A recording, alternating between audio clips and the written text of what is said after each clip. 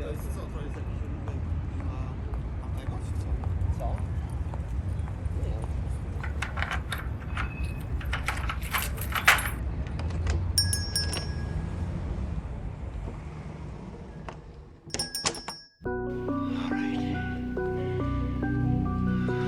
up? Who's next? Huh? How about it? Who wants some? I am the devil, and I am here to do the devil's work. We all go a little mad sometimes.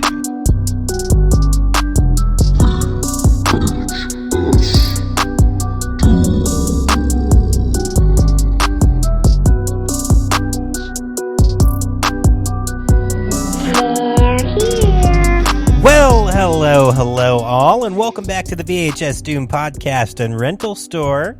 As always, I'm your host, Dylan. We're so glad that you're joining us again for another week of diving into the shelves of fucking madness. We hope that you all enjoyed our last episode where we headed into the alternate reality of a weed-smoking Dr. Loomis in 1982's Alone in the Dark. Mikey's favorite slasher movie. Holy shit. Despite being nearly killed by several things last week, which would include a knife thrusting through a mattress and stabbing Mikey right in the ass, a VHS copy of Tentacle Boy's booty holes turning into a grenade, and Dandy Man haunting us, we're still fucking here. And if you're Alfredo protected us. Oh, right, Alfredo Jones, yeah. If you're unsure of any of that, and it's like, what the fuck, just go back and listen. Why not? Yeah, check out our last episode. It's a lot of fun. Yeah, so that was a good time. But as always, this week I'm joined by my ever nefarious, dastardly, can-cracking, and always awesome co-host, Mikey Mutant. Hi, Mikey! How you doing, buddy? Good, dude. Excited for the Good. show. Yeah, me too, man. Me too. Cool. Change of topic, though. We're going to have to probably put something out about that. What? We announced that we were going to do Just Before Dawn at the end of last episode. Oh, yeah, we'll get to that. Yeah. Don't fucking worry about it. Fuck off. All right, so, things happen. So we want to give a huge shout out this week to Michael F., or Cinematic PhD. If you guys haven't followed him, I believe he has a show on YouTube, right? Twitch, he has a channel. Hold on. I thought he had I a think YouTube. he changed his at. His at on Twitter is now non-didactic YT. Okay. Is he on YouTube, though? Does he have a YouTube channel? So. Or is it just Twitch? I'm not too sure. Well, anyway, wherever, go check him out at that handle. But yeah, Mike is awesome. He is our newest Patreon Gold member. He's a good friend of the show, and he has been for a long time. And then he just went like above and beyond and decided to support us a little bit more. And he's the fucking man. So we sent out his and Troy's. I finally got Troy his membership card as well, and I emailed them both asking them about what kind of tape they might want to be sent to them. So I never got that email, and I just joined. You joined as a free member, so the free members get notifications of a lot of stuff, like when we're going live and things. You can't necessarily join the live, but when we're going live. And then there are some posts here and there that you have access to. But if you want to go join our Patreon, that'd be cool. You get your own member card, all the behind-the-scenes content. We're starting to put out the behind-the-scenes sections of the show. So prior to us actually hitting, play on the intro, we talk for probably like 15, 20 minutes. And we put those all up on Patreon, or we're working on that now. And then you can get a VHS tape shipped to you, and a shirt and some other shit. There's a lot. So and you get shout outs on our social media and all kinds of shit. So anyway, yeah, do that if you want to. But please, if you haven't already, subscribe wherever you're listening to the podcast. It helps us a lot, and if you can leave us a little star rating, that'd be awesome. We don't have a ton of those right now. We do have more subscribers. We're growing, which is great, but not a ton of ratings. So if you guys have, 2 seconds to leave us a little star rating, it goes a long way to support the show. We'd really appreciate it. If you haven't already, you can check out vhsdoom.com, scroll all the way to the bottom, and you'll find our merch store. We do have some, shirts over there. Really need to get some updated designs going. Haven't done that in a while, but also, the fucking baby and whatnot. But if you're watching on Twitch, which we are streaming live on Twitch, yeah. Or, you're watching, if you're a Patreon member and you're watching us live right now. Shirt. This is our newest shirt. Yeah, you can check out our shirts that we got there. So it's hosted on another website right now, but we're working on our own website or like our own shop that eventually we'll get rolling. But yeah, so go check that out.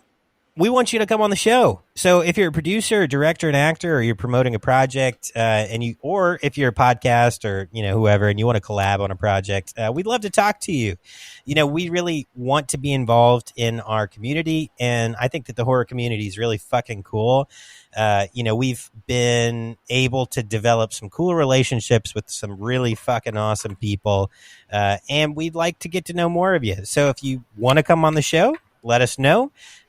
Or, if you fucking are making a film, short film, long film, whatever, and you want a little cameo from 2 video rental store clerks, let us know. Maybe we do that. Who knows, man? Or if you want to just come on and do a roundtable, you can. Oh, yeah. The roundtables are cool. I was just talking when I was emailing with Troy about getting him back on the show, man. I want to do another roundtable with Troy. But if for any reason we don't get to it before this, he's going to be our Christmas regular. I can tell you that much. Okay. I'm down with that. Yeah, he was already talking to me about, what Christmas movies we could maybe do. Did he say Santa's Sleigh with Bill Goldberg? No, but I've thought about that one. Yeah, that's a fucking fun one. Fran Drescher's in it, too. Yeah, you're right. The goddamn and Chris Kattan, too. Yeah. So who knows, but he'll be on for Christmas, if nothing sooner than that. Yeah, man. So that's all our pandering notes. I tried to get through those quick this week, but dude, how the fuck have you been, man? I just want to check in with you. I've been good. We're about a week out from my wife being induced or having a baby. Okay. We're really excited. I don't know. Things have kind of slowed down with doing activity stuff with Sam because it's the end of summer. He starts school on the 28th, so. Okay, gotcha. Yeah. So you guys are really just heading into new baby / back to school. That's going to be a lot for you. Yeah. Damn. We're both going to be home, so it'll be pretty cool. That's good. Is she getting to take a good bit of time? She's going to be off until December. Oh, good. So she's taking the 3-month kind of thing. Yeah. Right. That's good. That's what Carla got to do. Yeah, man. Yeah, that's good. Well, I'm happy for you guys. It's going to be a good time. I know you're going to be out for a little bit, so we'll try to hold it down. 3 weeks. Yeah, whatever. Take your time. Katie said I could still do the show, so whenever. In between, not as long as a break kind of thing. I don't know. Yeah, no, dude, take your time, man. Take as much time as you need. We do have some stand-ins who are going to show up here and there. I'm actually planning an episode with the bearded villain right now. He sent me a couple titles, which I'm not going to talk about right now. But he sent me a couple titles to possibly choose from. I've talked to Paul from Mutant City Horror. He might be coming on at some point. I'm not sure about that, but it'd be cool. And then actually a couple other people that are, son of a fucking bitch every goddamn week. I'm going to miss that for 3 weeks, buddy. Little monster cock in your mouth. Yeah, sip it. Anyway, I was sleeping most of the morning, so. Oh yeah, well you need that. You need that down your gullet. Yeah, so we'll have some stand-ins here and there, but we'll see how it goes. You might get a solo episode or two. Maybe we'll do a Doom box. Who knows?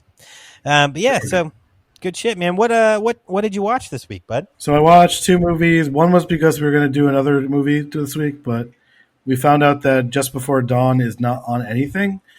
And the Blu-ray is out of print now. And Dylan didn't have it. I'm going to send him the DVD of it, though. Yeah. So I watched 1981's Just Before Dawn. It's a backwoods slasher. It's kind of like Deliverance meets slasher movie, in my opinion. Yeah. And then one of the worst slasher movies I've ever seen, but I love it so much, Don't Go Into the Woods. There's this weird killer living in the woods, and the effects are really bad, and he looks really bad. But I love it. Okay, Cool. Nice, man. Good about shit. Yeah, so How I've you been doing? good. The usual, the same shit I talk about every week, but what's new? What's unique? I picked up a couple more movies. Got some good ones in the collection, which you can go check out our Instagram. Does I'll be Carla know yet? posting them there. Yeah, I tell my wife everything. Yeah, yeah, I tell her everything. Don't worry about that. But yeah. I just want her to know it's not my fault. It's all your fault. You got me the bug, so there's that. But that's okay. I stopped for a while, so Yeah. You just passed on the sickness. Passed on the sickness to me. It's something about the tapes, man. I don't know. It's so nostalgic. Taking like that plastic out of the fucking box and I don't know, feeling it and putting it in, and it's just a little grainy, and I just fucking love it, man. So. It's I got the bug for sure, but yeah. So I picked up a couple cool titles. I think Jaws was in there, Tales from the Hood, we should cover that movie. Ghost Town, which was like not the fucking comedy from 2008, but like the 1990 cowboy horror film. So Still yeah, need to see that. there are a few in there that are really good, and some classics too, Platoon, Rocky, shit like that. So. Anyway, yeah, but what did I watch? So I didn't have a lot of time. Yeah, you know what? Hold up. I did hang out with the fam. So Ari, dude, she's doing so well, man. She's so fucking smart. I saw it with the bike. You sent me a picture. That's so cute. Yeah, we got her a big girl training wheels bike because she's big enough for it because she's fucking tall Sammy's not yet. as shit. Ari's just so tall. How tall is she now? 33 inches or something like that. What's that in American? It's nearly 3 feet tall, I guess. Yeah. Is that right? It's funny. Sammy is 3 feet tall, but he's not tall enough for a bike. He has then she has to be taller than that. No. She must be. That's what I'm saying. He's 3 feet tall. 36 inches is 3 feet tall. Is he 36 inches tall? I think he is. Huh.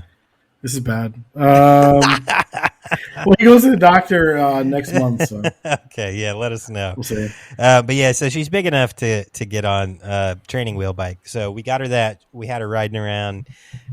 She fucking loved it. But she's a perfectionist. So when she couldn't quite get the bike going, or like she stopped and she couldn't get the pedal down, she'd be like, ah, just freak the fuck out. So that was funny.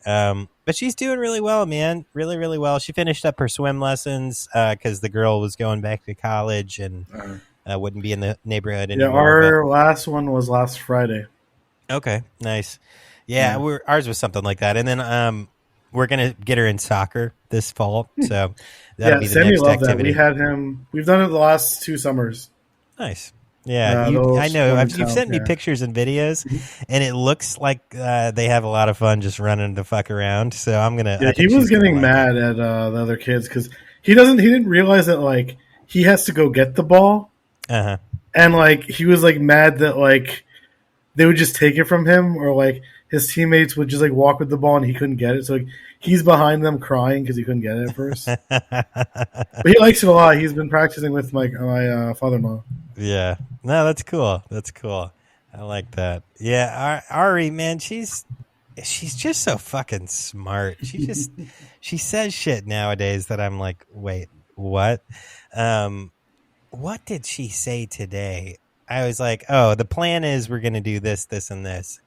And I can't remember the phrase that she used, but she told me, she was like, that plan is unacceptable. She said a phrase that I was like, what? Like how she's not even 3. She's got all of her mom's like, smarts. So anyway, she's cool. So that was this week. That's what I did. That's how I've been. What I watched, not shit for movies, man. I finished up House of Dragon. Yeah, I know it is what it is. It's like the same shit. Completely. So finished up House of Dragon. Holy fuck! If you are not watching that, yeah, it's pretty wild. But the last episode of what's super annoying about this, if you do watch House of Dragon, I'm gonna gripe because that's what I do. But the last episode was literally like nearly 2-hour long preview of season 3, which doesn't come out until 2026. I was so mad. Like they didn't do any.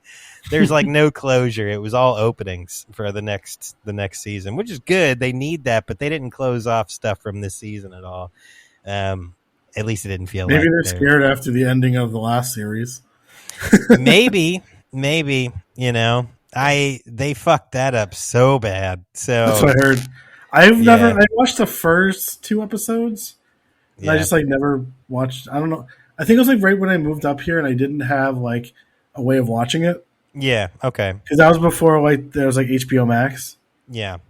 Well, so it's really, really good up through the point that they had content to mirror from Martin. And Neil Marshall from not Wolf Creek, Dog Soldiers and The Descent directed some episodes too, from what I heard.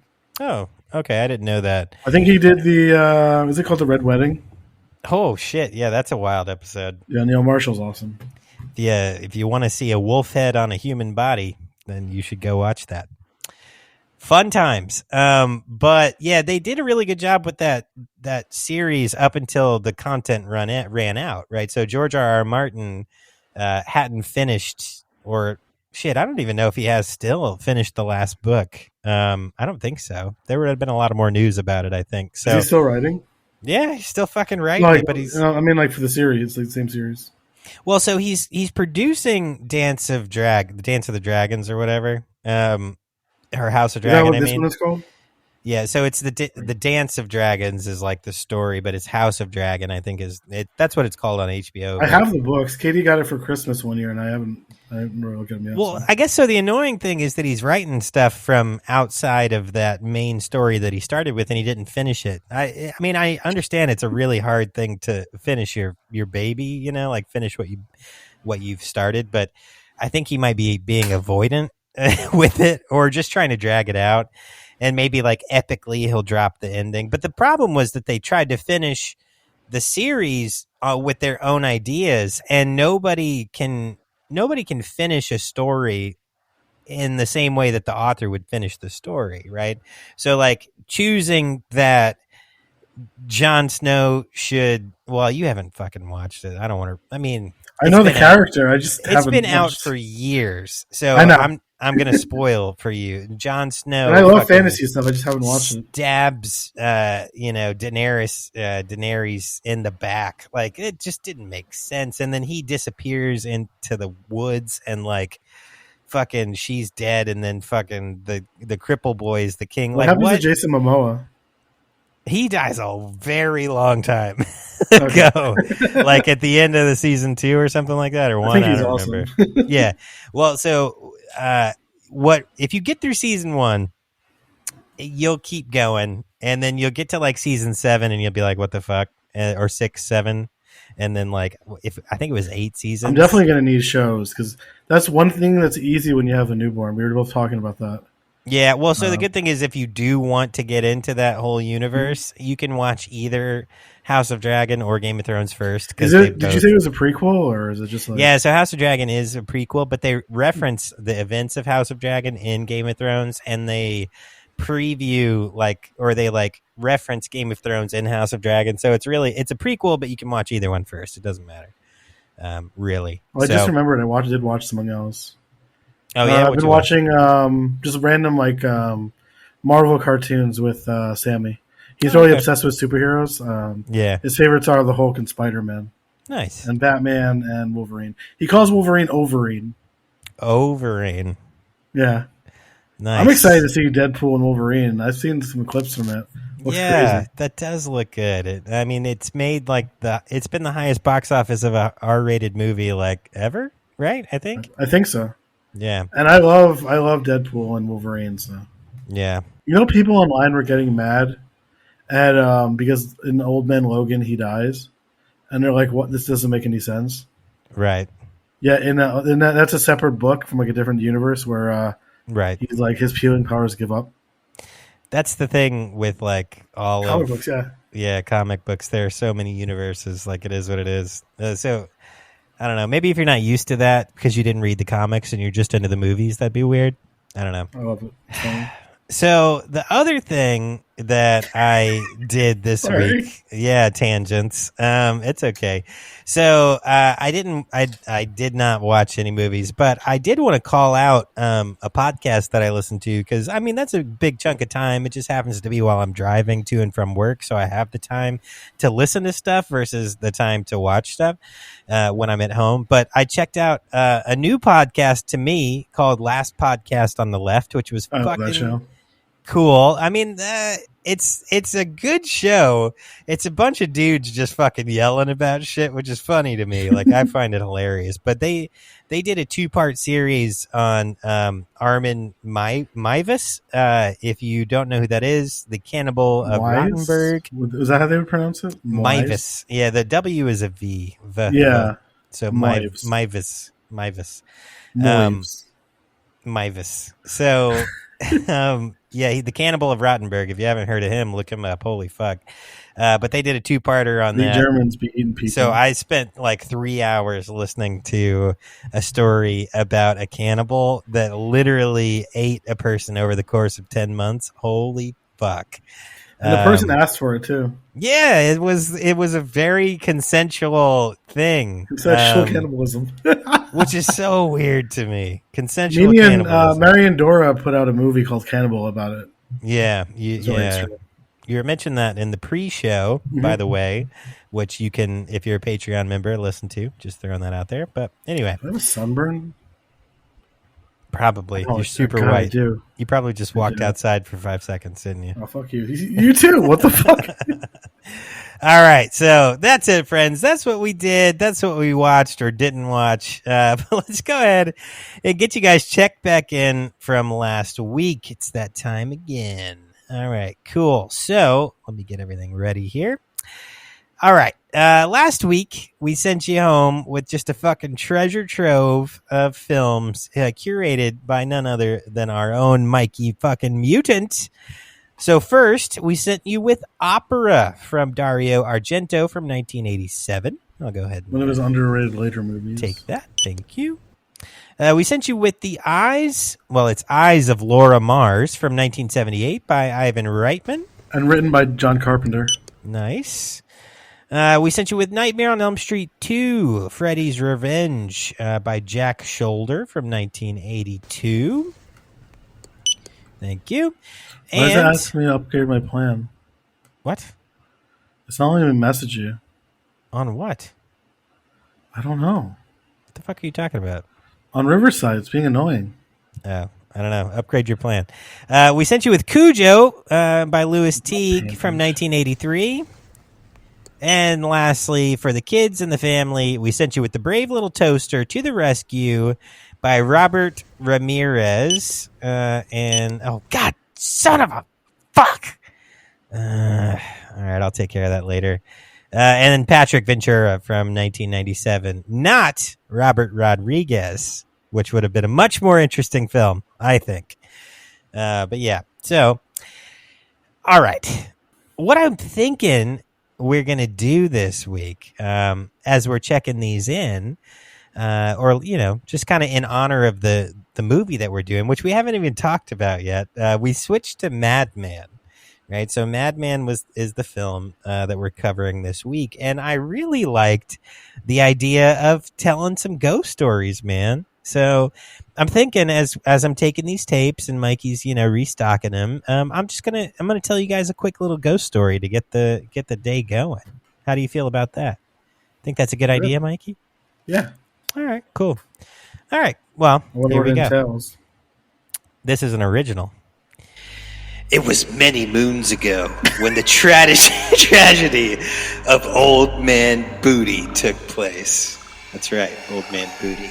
A tragedy that would repeat again and again. Old Man Booty was once a happy booty man. He lived in a stately home with his adoring wife and loving son and daughter. All seemed fine on the surface, but anyone who dug deeper would find something truly sinister. For Old Man Booty Hole was actually a bloodthirsty killer. A wolf in sheep's clothing, if you will. One night, Mr. Bootylicious snuck into the basement while his family slept, and he sharpened his wood-cutting axe to nearly a razor's edge. He put a cassette tape of Celine Dion's The Color of My Love into his Walkman and snuck into his children's room. They say he swung the axe so hard and viciously that there was hardly a sound from the children except that of their heads hitting the old wooden floor. Gunk-gunk! Gunk-gunk! When he snuck into his own room, where his wife would meet her fateful end, he put a copy of Opera by Dario Argento into the VCR, pressed play, and proceeded to flay his wife alive with a rusty hunting knife.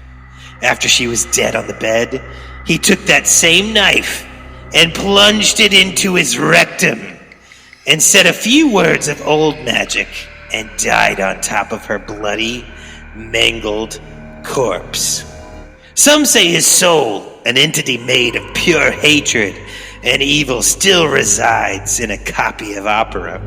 Actually, it's this copy, from what I'm told, the one that's right here on What's the happening? desk. Oh no! What?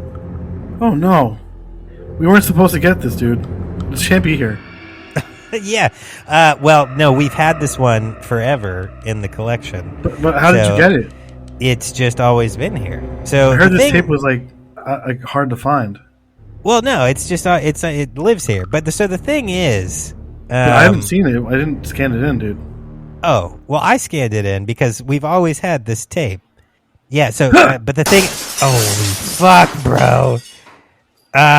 Okay, I've been trying to say this for like 2 minutes, but the last part of the story says that if you ever discard the tape, unimaginable horror will be brought upon you immediately. God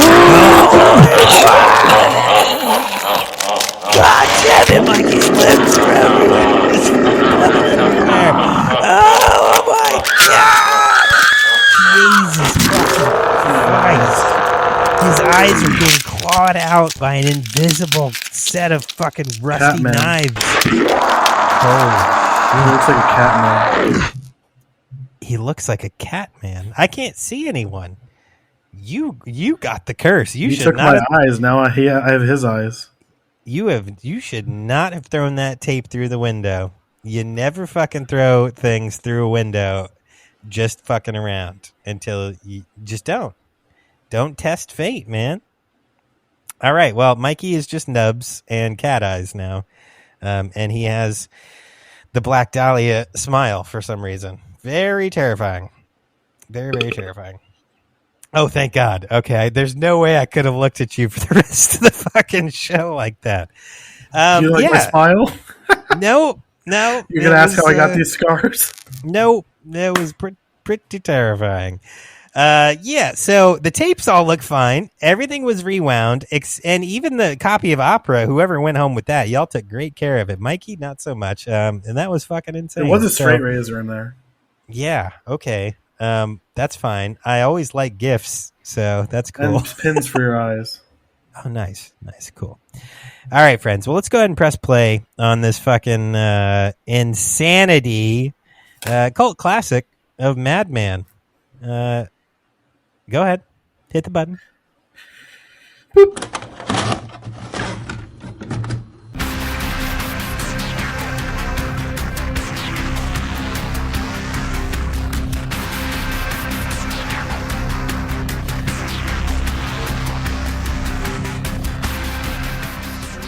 Strange things happen around here.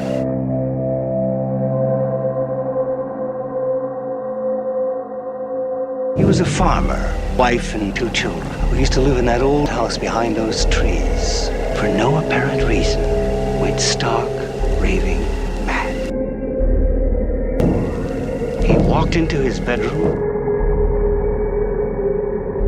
The bodies of his wife and children have never been found. And if he hears you call his name, he'll come for you. Come and get us, Madman!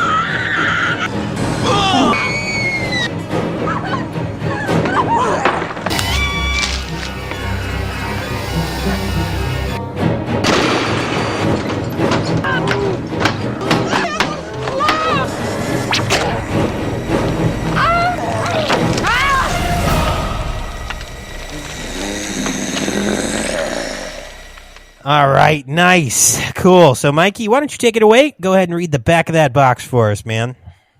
Years ago, Madman Mars violently murdered his family, only to escape into the woods before his execution. Legend has it that anyone who calls his name above a whisper can summon him back to continue his bloody rampage. But teenage Richie, sorry. I'm old. Too tired. Yeah, you need hold on. glasses, bro. There we go. Away at the camp, doesn't believe the old legend. Calls his name at night and falls. Strange things start to happen at the camp. Dun, dun, dun. All right, cool. Nice. Nice cover. Yeah. Has one of the most iconic posters in horror, I think. It really is, and I just love the hair. His hair is just so cool. It kind of reminds me of Slaughterhouse, honestly. It does. I have that in my notes. I'm 100% Slaughterhouse took inspiration from Madman. Yeah. Side by side, that is like, it's like if the guy just walked through the door a little bit farther. You know what I mean? The tagline is, they thought they were alone. Right.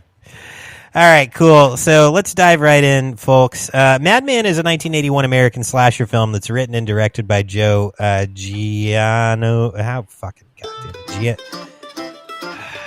Gianni? Giannone? I think it's Giannone. Giannone. Goddamn Italian. Fucking fuck. He's an American. No, but he's an Italian American, I can guarantee it. He's Joe Giannone. God damn it. Joe Giannone, I'm going to guess. And starring Galen Ross and Paul Ehlers. The plot focuses... Ehlers was Madman Mars. Yes. The plot focuses on an axe-wielding murderer named Madman Mars, who, after accidentally being summoned by a group of campers during a campfire tale, begins to stalk and murder the young adults. Originally, it was based on the upstate New York urban legend of the Cropsey Maniac. The film was conceived by Giannone and producer Gary Sales, both first-time feature filmmakers who had met in college. Their initial. This is my favorite, horror, little factoid. Oh yeah, nice. Yeah. So their initial premise and main antagonist, who was changed last minute due to conflicts with The Burning, which came out also in 1981, which featured the Cropsey villain and was in production at the same time. So I like Cropsey and Madman Mars, honestly. You like Cropsey more? No, I like them both equally. I love both movies the same amount. Yeah, okay. So Madman was given a regional platform release by Jensen Farley Pictures, opening in Albuquerque, New Mexico on October 30th of 81, and screening throughout the United States over the following 2 years. It received largely unfavorable reviews from critics at the time, what's new, though it became a sleeper hit in the drive-in theater circuit in the United States. Though not prosecuted for obscenity nor officially listed as a video nasty, the film was seized by police forces in Hampshire, England, during the Video Nasty Panic. Hey, we got another Video Nasty done. Oh, yeah. Almost, kind of. In the years since its release, Madman has achieved a cult following. In 2017, it was named one of the greatest slasher films of all time by Complex Magazine. It was Madman Mars. Fuck off. Madman Mars. He has the best look for a killer in a movie, I think. If you say his name in more than a whisper in the woods, he will cut your head off. No, you both have to say it together. Madman Mars. We're the Mars boys. Okay, so just a couple more players in this film. So it was produced by Gary Sales. Oh shit, I already said that. The cinematography was by James Limo. That's Lemmo, not Limo. Limo? Limo. Edited by Daniel Lothenholm. The music was by Stephen Horlick. That's his name? It is. It's Horelick. Horlick. Distributed by Jensen Pictures, as I said, and it was released in 1981. The runtime. What a good day to release on. Right, for sure. The runtime was 88 minutes, and the budget apparently was $350,000. And in the tradition of the Golden Age slashers, the box office take was 1.3 million, so they made about $1 million. How was there not a sequel? That's wild. That's a great question, but I guess if it's based on just based on like the urban legend of Cropsey, then maybe just keep having kids come back, like Friday the 13th. I guess. It's a slasher movie. You don't have to overthink it. And then eventually it's like Mars Takes New York or something like that. Mars versus Cropsey. Which would be insane with his fucking feet and hands that definitely need a mani-pedi, bro. Holy shit. I think when we come back, or I come back, I mean, we should do The Burning. Yeah, I think it's a good idea, despite the fucking Weinstein issue. But all right, so let's jump into the plot in our review. So near the end of camping season, a group of senior counselors and campers, including TP. It seemed like the winter to me, honestly. We'll talk about that. Betsy, Ellie, Dave, Stacy, Bill, Richie, and the middle-aged head counselor, Max, are gathered around a campfire. Max tells them the legend of Madman Mars, who murdered his wife and children with an axe in a nearby abandoned house. He was lynched and scarred by angry villagers, but somehow escaped from his noose into the woods. When Max warns the campers, saying his name aloud will summon him, Richie mockingly shouts his name aloud and throws a rock through the window of Mars' old home. To Max's annoyance of Richie doing that, after finishing the story, after they went fishing, after finishing the story, the counselors and campers all return to their campsite, except for Richie, who spots a figure in the trees and stays behind to follow him. Unknown to him, the figure is Mars, having been summoned by Richie's incitement. Richie enters Mars' home like a fucking idiot, but finds no trace of him. Okay, well, let's keep going. We'll go a little further before we stop. Max leaves the campsite to get supplies and spend the night out on his own, leaving the others in charge. The campsite's drunken chef is killed by Mars very quickly. One of my favorite kills in the movie. With a great throat slice, while the other counselors relax. When Dave discovers Richie is missing, TP sets out into the woods to look for him, but he's caught by Mars, who hangs him from a tree with a noose. Fuck, that was a giant noose. Yeah, and that shit was huge. Yeah, huge. Dave then sets out to look for both of them and is decapitated by Mars. Stacy, who has now become suspicious, leaves Betsy to watch the children and warns Ellie and Bill. She then drives out into the woods and discovers Dave's body. In a panic, she tries to escape in her truck, but it stalls.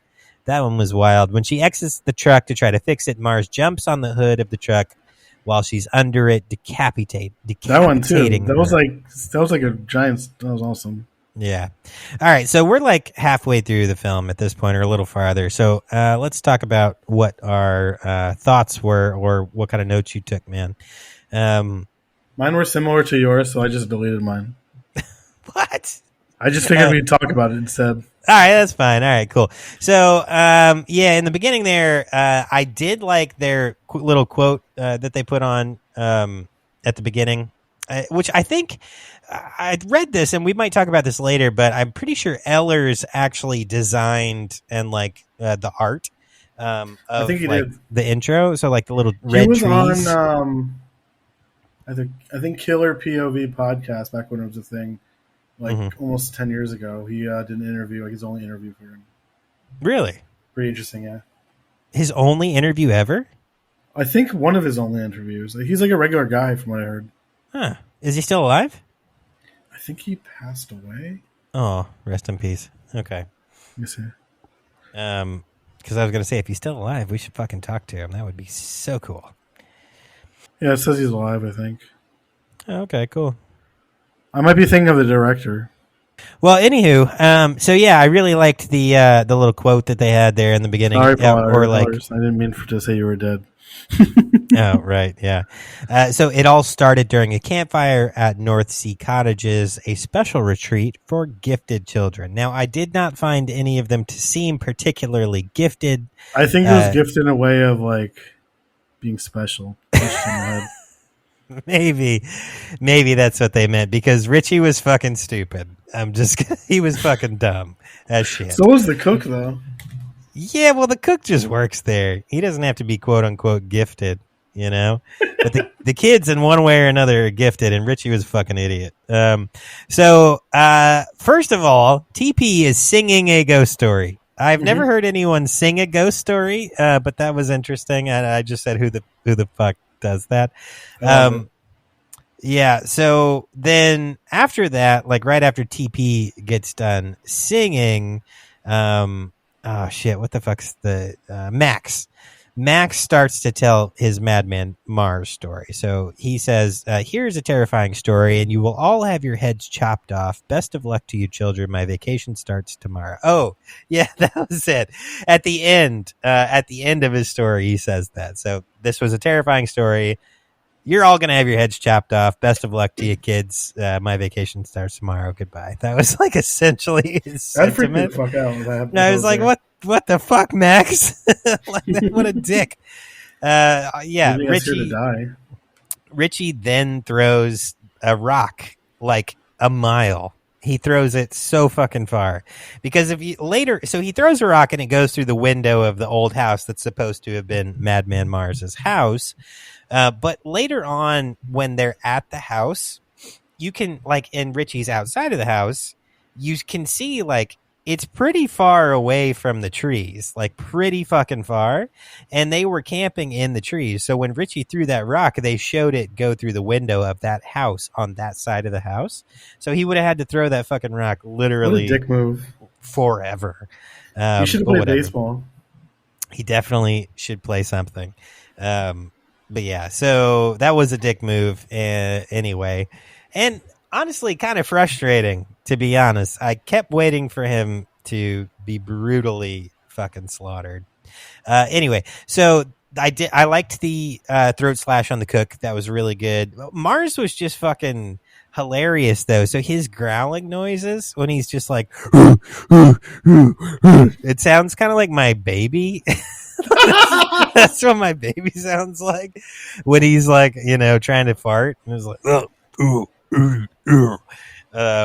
yeah, that was hilarious. And so he's like trying to sneak around, and this guy's just too fucking big. It's like Buddy, you just can't sneak around when you're that fucking big. I get it. I'm a big fucking guy. I started dying of laughter. And then when he starts running and he hunches over and he looks like a fucking chimpanzee running around, I'm like, holy shit, bro. He's not hiding from anyone. So, I love it when he walks with like the axe in his hands. He has his arms up like this. Yeah. Like super fucking high up. Yeah. But it like literally the next thing I thought watching this was like, God damn, he could fucking run. He was fast as shit. So like when Richie is there at his house, he sees Mars take off towards the camp and he is like flying, which was pretty funny. So it was fun to watch that. God. These killers, they can run fast enough. Holy shit. Yeah. It's like a ghost too. Maybe you don't have to be supernatural if you can just run fast as fuck, boy. You know what I'm saying? He is supernatural. He's a ghost. Exactly. So why is he running so goddamn fast? Just appear. Because he has ghost powers. I don't know. I don't fucking know. So there was an extremely extended undressing scene when TP and what's-her-face are about to fuck in the hot tub. So they just took their clothes off for like an hour. And I just was wondering, like, is this a public hot tub? It seems like anything, just a place that anybody could walk into. But I guess as we've learned from like all horror movies that have to do with camp counselors just don't give a fuck. Well, they'll go anywhere and fuck, even people's beds. Yep. Anybody's bed, any, closed down fucking cabin, any tent, any car hood, doesn't matter. They're fucking. So they just want to die. Yeah. So Richie. They just fucking to die. Yeah. So Richie, again, is trying to die as well because he chased Mars. When Mars left his house and he's running fast as fuck, boy, Richie tries to follow him and he gets lost in the woods. And now he's like, I don't know where I am in the woods.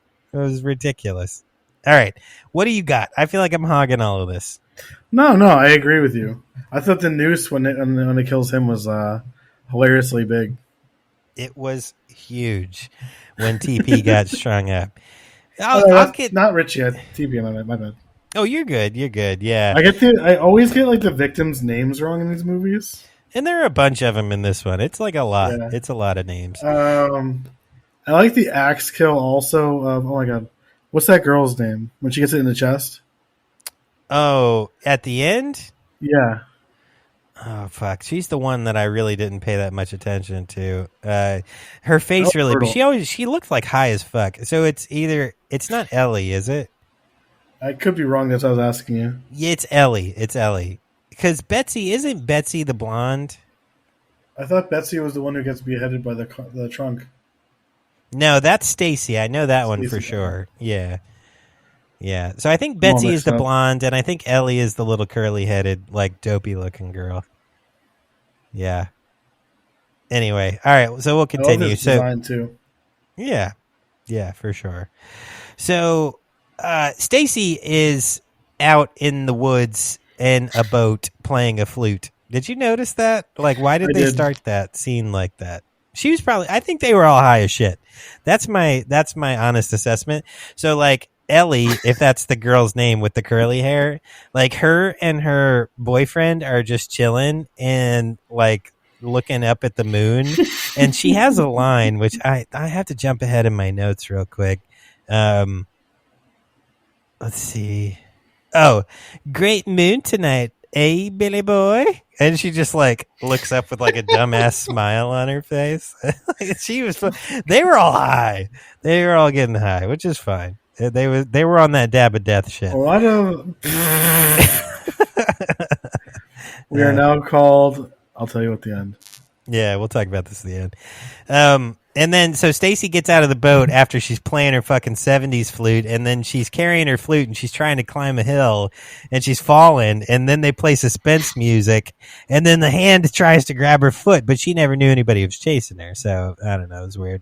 But Mars is all over the place. I know he's supernatural. He's fast as shit, though. He a ghost, though. There were some interesting lines in this, like some of the dialogue I had to write down. So Bill, one of the counselors, so there are 4 counselors laying on a carpet in front of a fire, which is weird enough. Again, they're high. But Bill says, I love to feel the flames devour the wood. There's beauty in destruction. And I was like, okay. And then... that is a high statement. Right. And then Dave gets up and he starts flicking around his pocket knife and he's like, and he's saying like, I could fucking hide your bodies where no one would ever find them. And then they go, Dave, I think it was supposed to be like a red herring. Right. Well, yeah, I guess. But no, that doesn't even make sense because you'd seen the dude's hands and stuff at this point. So you knew he was rotten. So Dave is just fucking crazy. And so they say, Dave, are you okay? And then he jumps on him and he's like, you know, but I'm pretty sure they were having a foursome. That was my thought. They were high. The 80s and their camp counselors, so probably. High camp counselors, 4 of them hanging out in front of a fire and hugging each other. They were definitely all fucking. At this point, I think in the film, TP decided to go look for Richie. He called him Richie the Wise Guy. But yeah, so he knows he has a camper missing, so he's going to go find him. And then, so his girlfriend, which I'm pretty sure is Betsy, pretty sure, is talking to him, looking at him, and then literally to the side of her, like field of vision, just a little bit in the background, she sees a big fucking hulking shadow man bumble through the fucking woods, and she's like, TP? And he's like, yes. He's like this. Right, just like that, with his fucking shoulders. Camera, but he has his arms his arms are way up, like, and she's like, TP? And he's like, yes. And she says, oh, I thought I saw something. Never mind. Like, bitch, you saw something. You know you saw something. That thing was How huge. could you not? How could Right. you not see Madman Mars running behind you with his He's arms up like a chicken? a massive gorilla man. She saw him, and she was just like, I'm going to ignore this. It didn't make sense. It just doesn't Second make week sense. in a row of the Gorilla Men. But no, not really, because we did it on the Dark last episode. Yeah, it's out of the last few weeks. We've had Actually, no. The pedophile guy in On in the Dark was a giant. Oh, yeah, shit. He was a fucking gorilla man, too. Yeah, so Yeah. we got 3 weeks of gorilla man. And he broke that dude in half, too, in that movie. That was crazy. Yeah, that's true. So when they do show Mars' face for the first time, it's in the flashlight spotlight. Right. It's exact. Mikey just made the exact face, and it's fucked up. But they go by pretty quick. They were quick. killing him. They cut off his nose too. So Yeah. He kind of looks like a pig a little bit, which is another like. I know it's fucked to say, but I have to say it again. The posters, like. Right. There's a lot to Slaughterhouse. There's a lot of similarities. Slaughterhouse was 87. Yeah, so it's an ode. It's an ode to Madman for sure. And so TP then he starts to smell dead flesh, which was a part of like the original story, and then he's hit with a noose. So Mars starts dragging TP through the brush like I'll real say it fast. Again. That moose is comically big. Right, which is fucking huge. But then he stops. So like, and there's like a good like 10 seconds where TP could have taken the noose off of his neck, but he just didn't. He just sat there like, what happened to me? Like, yeah, maybe he was a little bit like taken off guard, but that was something. But I also wrote down the note at this point that God damn, Mars needs a pedicure and a manicure. His fucking nails on both feet and hands were crazy. That was a really good prop or like set of makeup that was done. That was pretty cool. But that neck snap, crackled, and popped like a bitch. That thing was donezo. So he hangs TP up, and TP's not dying fast enough. He hangs TP. Yeah, so fucking Mars walks over, and he grabs his legs, and he pulls down, and then it just cracks his fucking neck. Mm-hmm. Side note, I really, really wondered what TP was short for. Tiny penis. That didn't even cross my mind. That's such a good one. I was like, totally phallic, so that's kind of close. Yeah, totally phallic. I said Tommy Phillip, or like Tom Phil, or like Todd Pam, or Ted Paul. Like no good names go together with Theodore Party. Nisman. Theodore Phillip. No, Theodore Panisse. Panisse. I don't fucking know, man. TP's a weird set of initials, though. I'm just gonna say that's what I'm saying. It's like the cornholio. I need TP for my bunghole. Right. It could just be toilet paper. They just wanted to name him toilet paper, but they didn't. Are you threatening me? I don't know. And then Dave wanders off alone, which I just had to write down like he dead already, right? So that's the theme in all of these movies. As soon as they get alone, they're donezo. And nobody ever wants to stick together, except for like that one couple that stuck together until the guy got killed. So, but yeah, Mars. I thought it was a good. What's that? I know. I love how she like. I've never really seen that where someone's head getting cut off by the what's it called? Trunk. Oh, the hood. Mm-hmm. Yeah, for sure. That was a good one. So I thought it was cool when Mars got the axe out of the stump. So like in the beginning, TP and Max had tried together to pull the axe out, and Max was like, "I'll give $100 to anybody who gets this axe out." And then I love the Mars, way it looked when his head came off too. Yeah, that was cool. Those are good effects. Yeah. So when Mars pulls that axe right out, no problem, like with one hand, that was cool. And yeah, so Dave finds TP and he opens up his pocket knife, which I found funny. And Mars, walks up. This is where they get that shot of him walking with like the lights behind him. And when he's walking up, with the axe in his hand, that he really reminded me of Buddy and vice versa, because they both just filled up the frame really well. And then, Dave dies, and then Stacy goes off alone, and my comment here was just DED. So, she's donezo.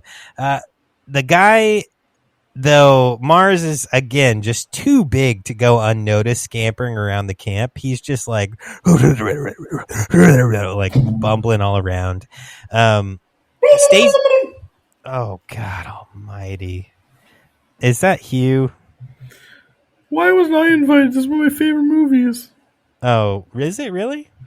Yeah, I have it right here. To be honest, I'm still mad about all the baby birds that I keep finding dead around the store.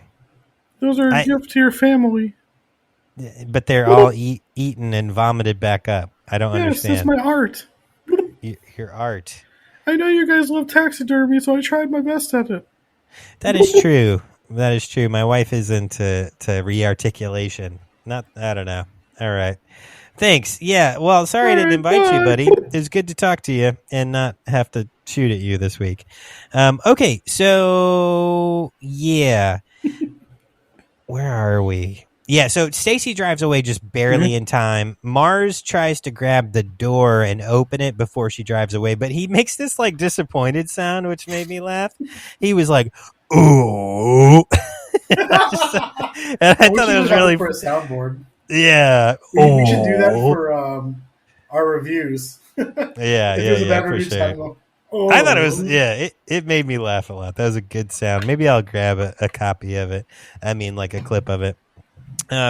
So, again, Mars is fast as fuck and supernatural. I know he's supernatural, but it's just awesome to keep imagining him running like a fucking cheetah through the woods. So Stacy drove all the way to the other side of the camp. He popped up right behind her. And then she finds Headless Dave, which was a really good prop. Yeah, I like that again. And of course, I mean, she runs back to the truck. She's going to get back in and take off, but she had turned the truck off. And of course, it's not going to start again. Like, the truck just won't start. Okay, folks. Yes, Art. I see you, Art the Clown. I have to say, leave the fucking car running. Yeah, all right? exactly. If you're going, like, I know, I don't want my car to get stolen. You're in the middle of fucking woods. And your friends are dying.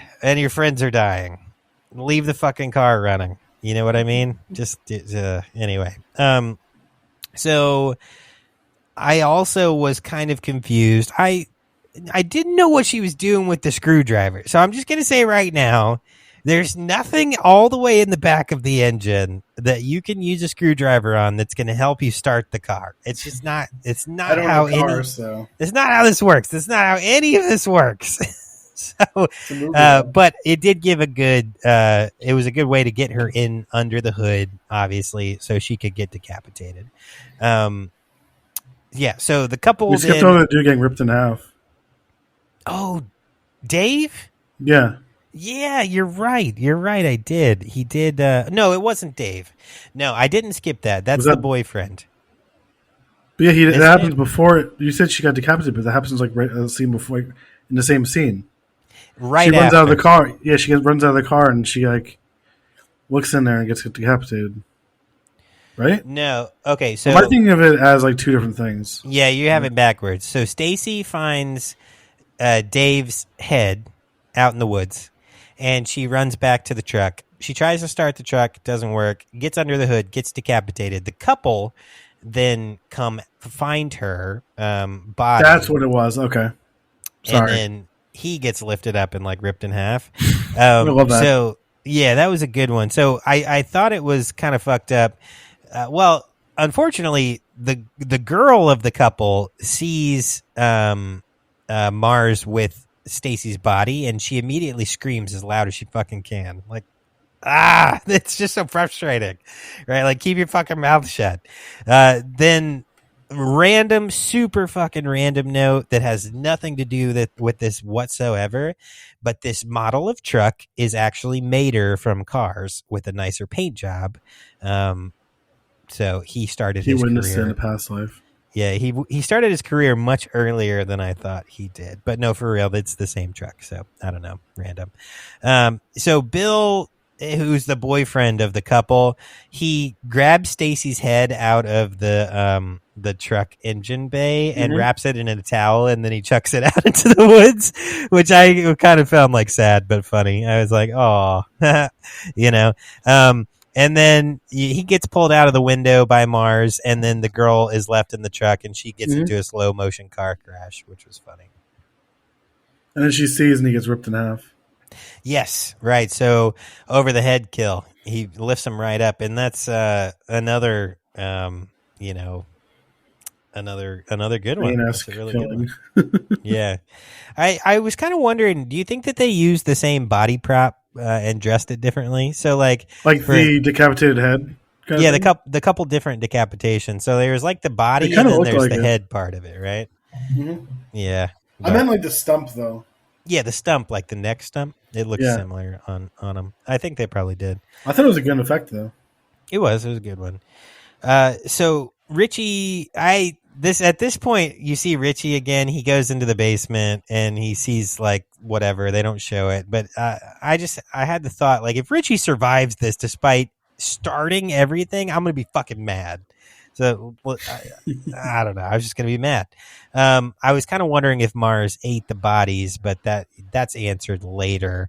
And he's a ghost, so I guess he doesn't really need to. But I was kind of wondering if they were going to go cannibalism or not. Ghost cannibal. Yeah. So at this point, Richie goes, oh, yeah, never mind. I just thought, like, what the fuck is wrong with this kid because he's going in the house again.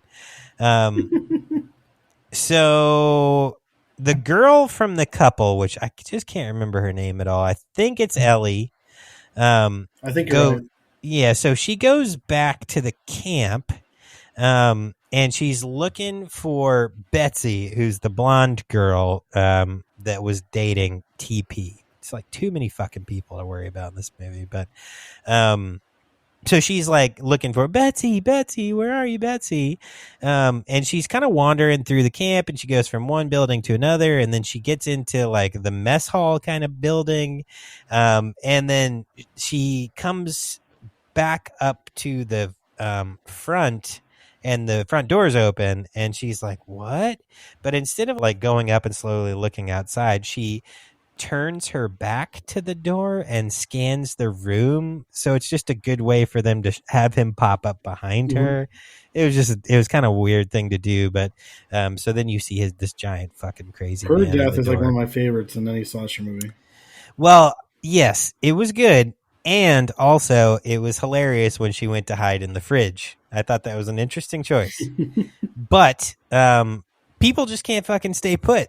That's like my ass would take a nap in that fridge and wait it out, get hypothermia. But she was out of there in like less than 30 seconds. It looks like a broken fridge, though. Maybe. I mean, the light was on when she opened it, I think. I don't know. But it was really, really funny. So when she gets out of the fridge and she's looking around like to try to get out of this building, Mars is hiding behind the front door that he'd already cut a hole in with the axe, and his face is just like right there. So he's not really. That was probably an homage to like The Shining. Maybe, yeah, maybe so. It was funny though. Yeah, it made me laugh. That was a good one. Nobody in this fucking place calls the police at all. Betsy's first call is to Max.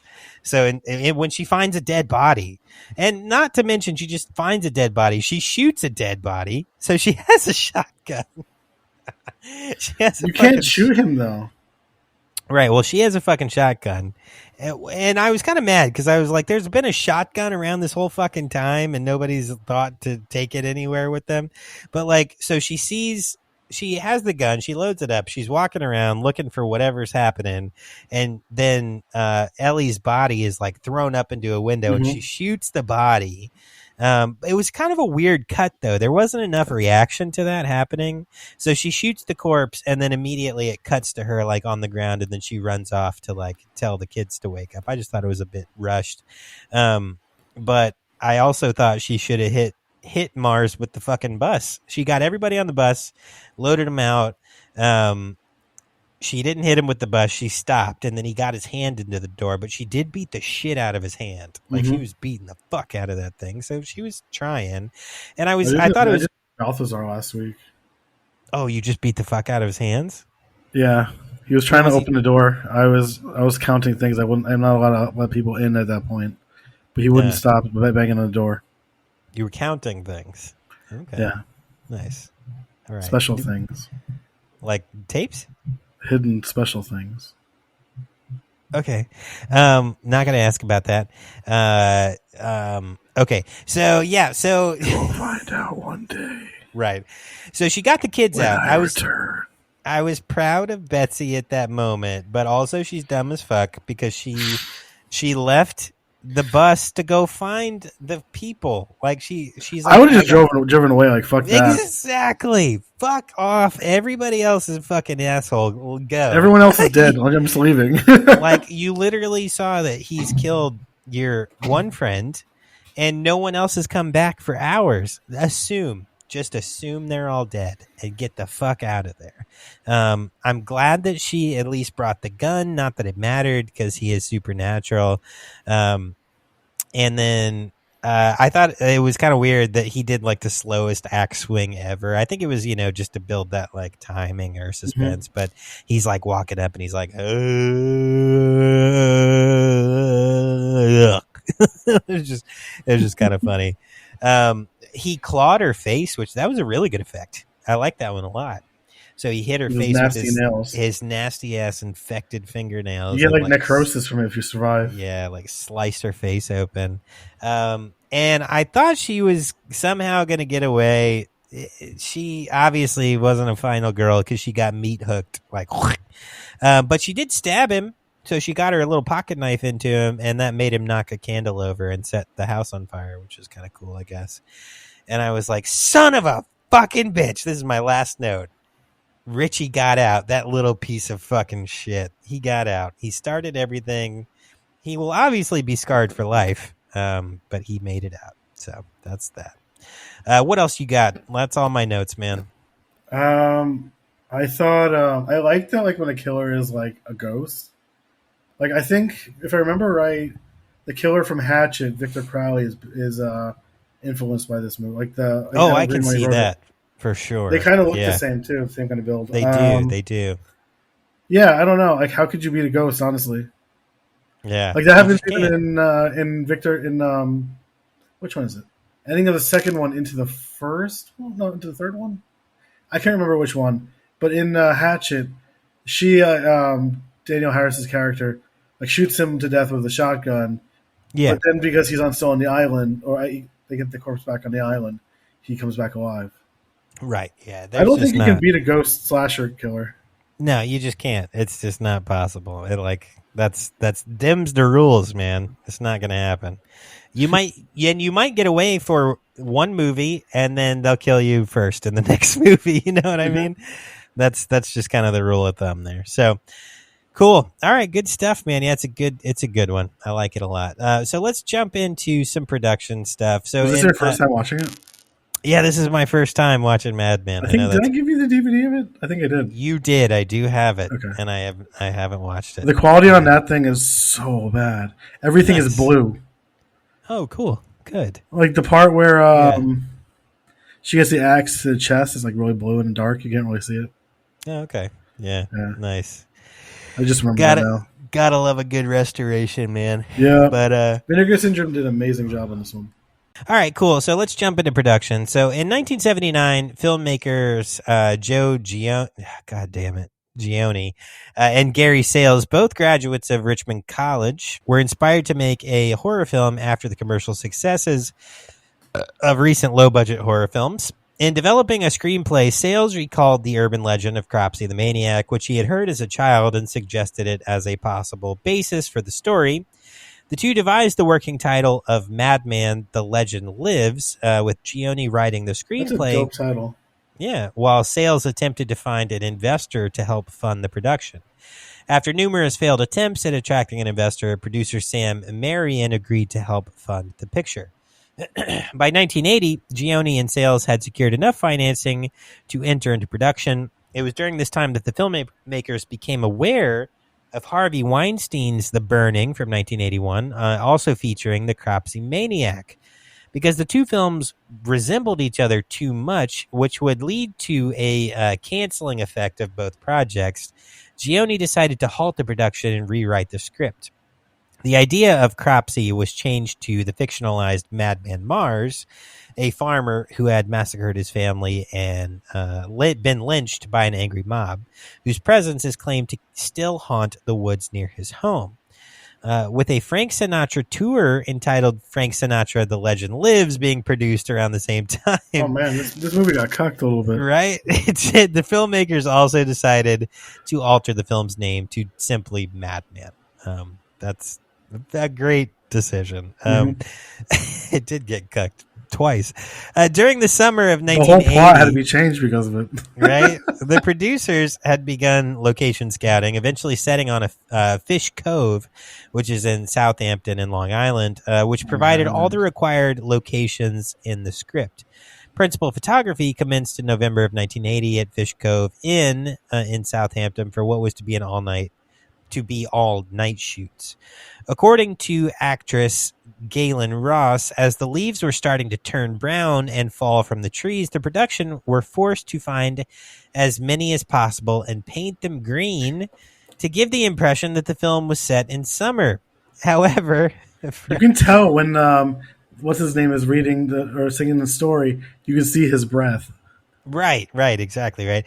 But so, yes, Frederick Newman's character, Max, states early in the film around the campfire that there is only, quote, 1 weekend left before Thanksgiving and, quote, his winter vacation down south, end quote. So it must be assumed then that the action does take place in a cold November night and not during summertime. I never heard of a fall camp.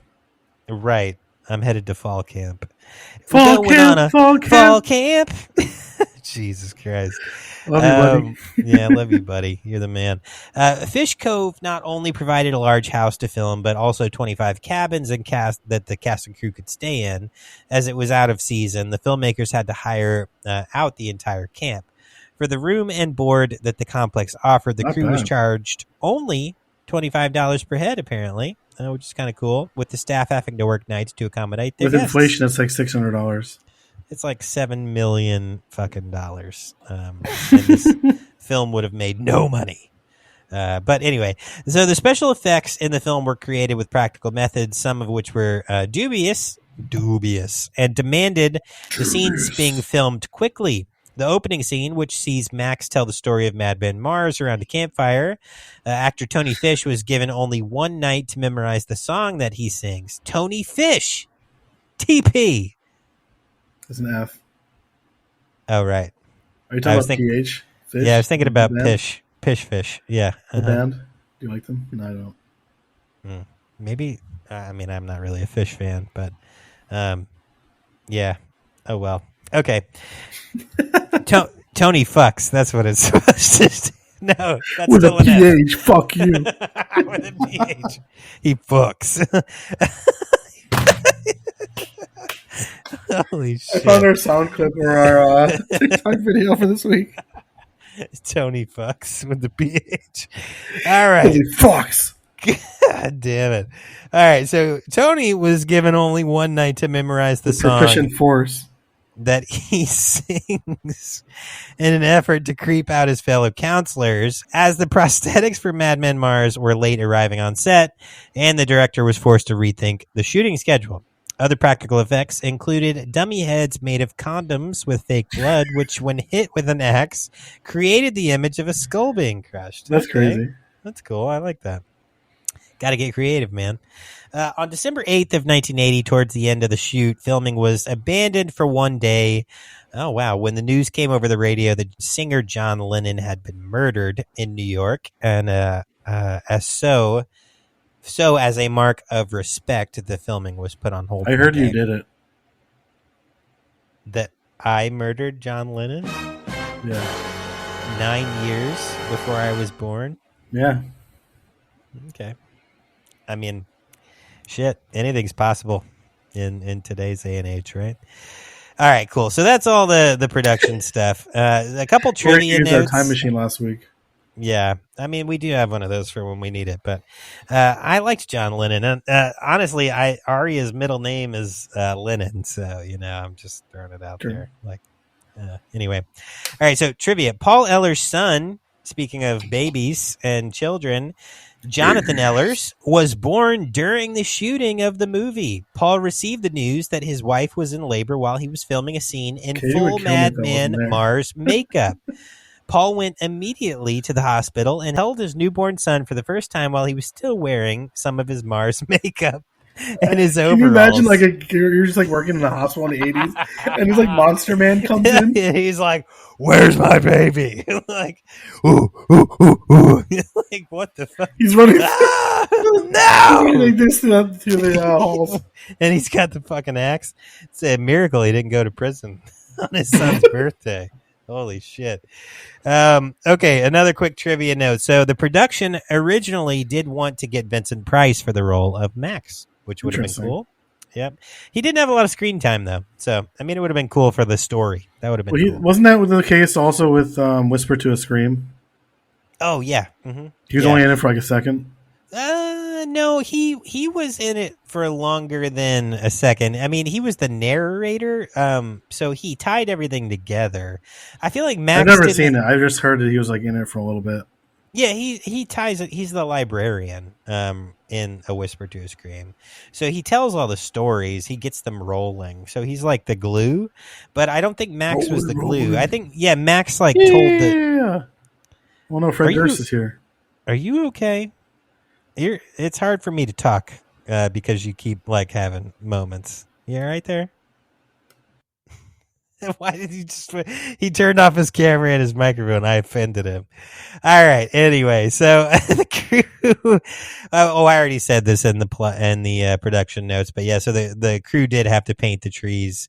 I mean, the leaves of the trees, which was kind of funny. But and then lastly, according to Paul Ehlers, the fake feet that he wore as a part of his Madman Mars costume were very slippery, and it nearly caused him to fall out of the tree where in the shot where Madman Mars watches the campers in the woods. So he almost fucking fell out of a tree because of it, because he needed a fucking mani-pedi, man.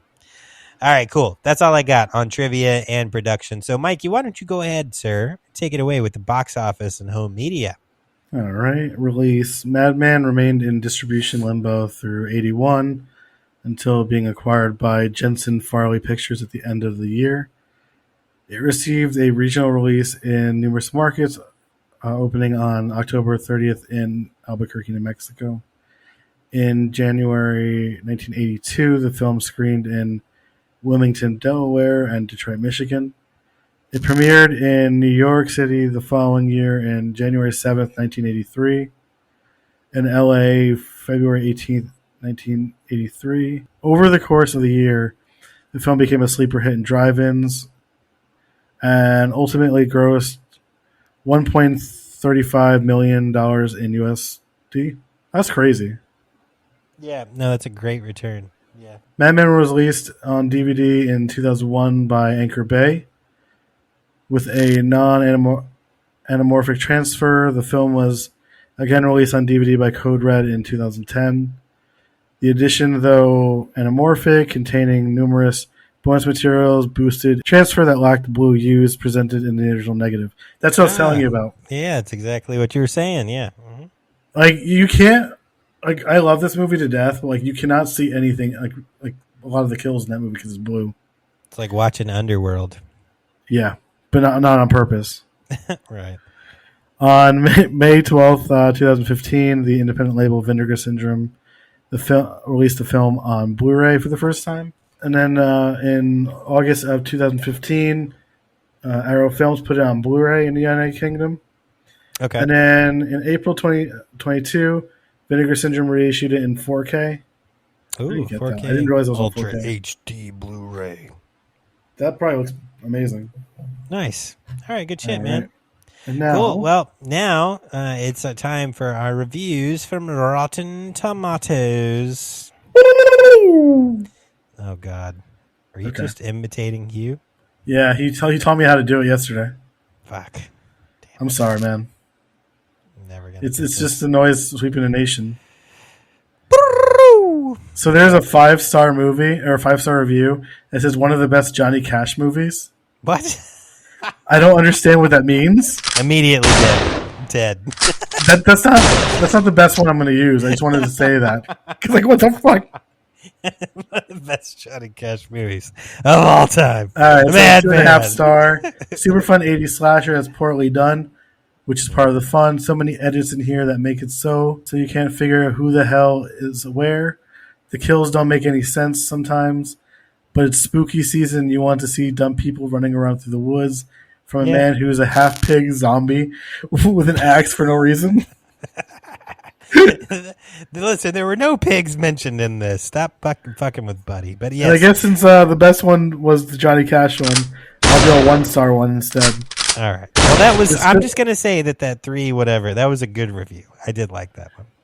So this is a 5-star. It's actually a really nice one. Okay. This is an absolute cheese fest. Definitely fun early 80s slasher. The film borrows so much from Friday the 13th. However, there's enough kills, a decent amount of gore. Madman Mars isn't scary, but the film isn't either. Pass the popcorn. Don't repeat the name. Okay. All right. Cool. Love it. Good shit. This is my favorite Johnny Cash movie. That is the best. That's my favorite. It's my favorite review that you've ever read on this show. I think this is the best Johnny Cash. I do have movie. more trivia that wasn't covered. CKY's song "Escape from Hellview" is based on this movie, and then Mortician has a song called "Madman Mars." Nice. All right, cool, good shit, man. All right, friends. Well, let's go ahead. I'm going to get the fuck out of here. All right, friends. Grab your popcorn. Grab your candies. Grab your sody pops. This week, you're going home with some dope-ass flicks. So first, on our curated list from Mikey Mutant, we're sending you with Night School by Ken Hughes from 1981. Go ahead and get that scanned out, please. Police in Boston begin to examine a series of murders connected to a local night school. All of the victims are female students who have been decapitated in what appears to be a ritual beheading. Suspicion falls on one of the professors. All right, next we're sending you with Eyes of a Stranger by Ken Wiederhorn from 1981. A TV newswoman, played by Lauren Tews, catches a pervert watching her sister who cannot see, hear, or speak. Interesting. All right, cool. Next, you're going with Just Before Dawn by Jeff Lieberman from 1981. Oh, what the fuck? I almost cracked on you, buddy. Wrong button. Yeah, we were supposed to do this episode for this week, but we couldn't find it. Well, right. Yeah. So, ignoring a forest ranger, Oregon hikers camp near an inbred twins with pointed teeth and meat cleavers. Mm-hmm. And as I said in our Slaughterhouse episode, if they got pointy, backy teeth, they're dangerous.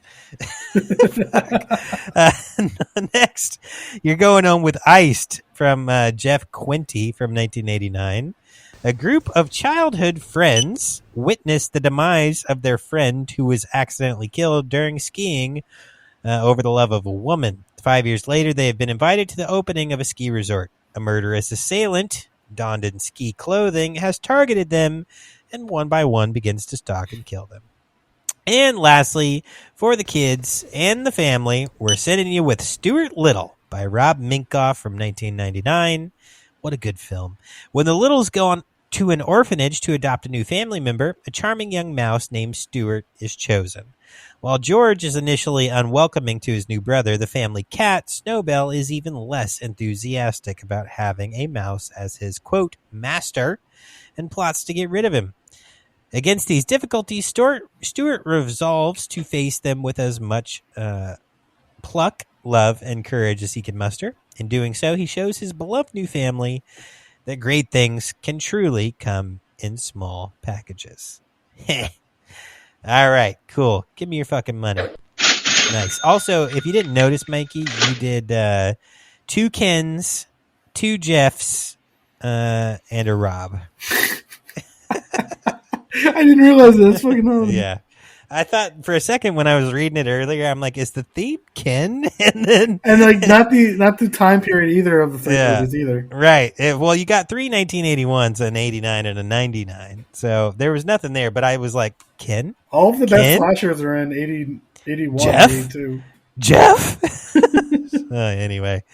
All right. So this week, well, actually, usually at this point we announce to you what we're going to be doing next week, but we're not going to do that this week because, I'm not sure what we're going to be doing next week. I have to plan it, and I don't know today. So, yeah, so we're going to jump right into our shout-outs this week. So this week I'm shouting out, as always, the Bearded Villain, 83. He's the fucking man. Oh, I'm leaving that in. Mutant City Horror, what a good podcast. Those guys are awesome. Go check out their newest episode where they cover street trash with a guest appearance by Trash Memoirs, Andrew, who runs that page on Instagram. If you don't follow him, you should. He's a shout out for me too. Last podcast on the left, going to shout you out. Had a good time listening to you. And then lastly, Alfonso Zavala. He actually had a podcast appearance that's published. I got to go check it out, this week. Maybe this weekend, actually, and see how that went. But hopefully it went well, and I don't know. He's an awesome dude, and thanks for being a supporter. You're the man. Can't wait to have you on, buddy. Mikey, who are you shouting out this week? I'm shouting out just like the film podcast, Doom Generation podcast, Tangent Horror podcast, and then my wife and my son. Nice, and your daughter. I also want to, and soon-to-be daughter.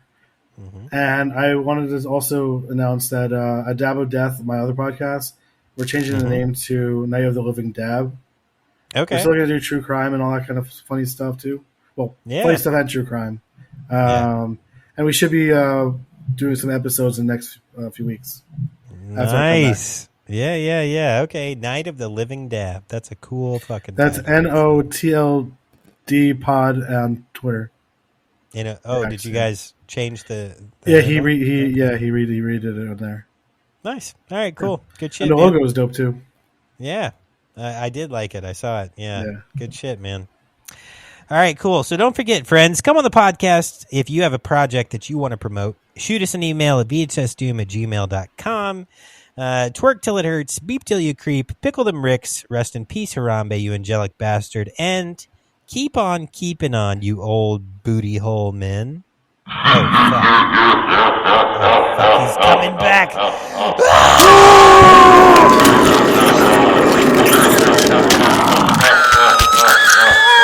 my God. Mikey was eviscerated, and he just did the fucking shit and fart of death. There's no burp. Is he really gone? Scabby, where are you? Scabby, man. I can't do anything this time. What? What do you mean? I ran out. You've lost your power? Did you give it all to Jimmy to start the new show? Yeah. I had to. I was just going to say. Mikey is literally exploded on the floor with his fucking intestines. I've never seen you like this before. I'm scared of myself. Oh, no. Why'd you let him in the store? I didn't let anybody in. This is Oh, rest in peace, Mikey. Rest in peace, bitch.